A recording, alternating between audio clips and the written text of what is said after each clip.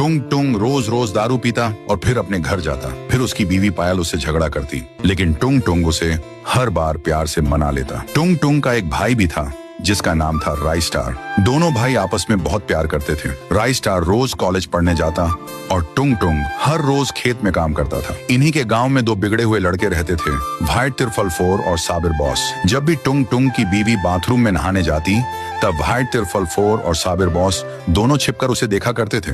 दोनों उसकी खूबसूरती देखकर उसके दीवाने हो चुके थे। एक दिन रोज की तरह राई स्टार कॉलेज गया। शाम को जब वह लौटकर घर आया तो उसे घर पर उसके भैया और भाभी नहीं मिले। उसने उन्हें हर जगह ढूंढा लेकिन वे नहीं मिले। धीरे धीरे 6 महीने बीत गए। एक दिन जब राई स्टार रास्ते से जा रहा था तभी उसे वहाँ साबिर बॉस मिला। उसने कहा, और राई स्टार, तेरे भैया भाभी नहीं मिले? मुझे तो लगता है तेरे भैया भाभी तुझे छोड़कर हमेशा के लिए किसी दूर शहर चले गए हैं। राई स्टार ने कुछ नहीं कहा और अपने घर आ गया। उसी रात जब वह सो रहा था तभी रात के 12 बजे उसे किसी की आवाज सुनाई दी। वह झट से उठा तो उसने देखा कि सामने उसके भैया और भाभी की आत्मा खड़ी थी। उसकी भाभी पायल ने कहा, राई स्टार, हमारे गांव में व्हाइट तिरफल फोर और साबिर बॉस नाम के 2 लड़के रहते हैं। वे बहुत ही गिरे हुए इंसान हैं। जब भी मैं नहाने जाती थी तो वे दोनों मुझे छिपकर देखा करते थे और मेरे बारे में हमेशा गलत नियत रखते थे। एक दिन मैं तुम्हारे भैया को खाना देने खेत की तरफ जा रही थी। रास्ते में मुझे व्हाइट तिरफल फोर और साबिर बॉस मिल गए। उन्होंने कहा, भाभी जी, भैया भूख की वजह से बेहोश हो गए हैं